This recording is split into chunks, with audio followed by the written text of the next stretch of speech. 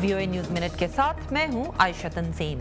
Israel ने मशरक़ी यरूशलेम की यहूदी बस्तियों में 900 से ज़ायद नए घर बनाने की इजाज़त दे दी है।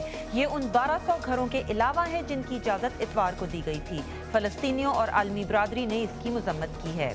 बांग्लादेश में जमात इस्लामी की 48 घंटे की हड़ताल के दौरान पुलिस और मुजाहिरीन के दरमियान पुरतशद्दुद झड़पों की इत्तलात हैं। ये हड़ताल अदालत की तरफ से जमात इस्लामी की इलेक्शन कमीशन में रजिस्ट्रेशन मनसूख करने के खिलाफ है।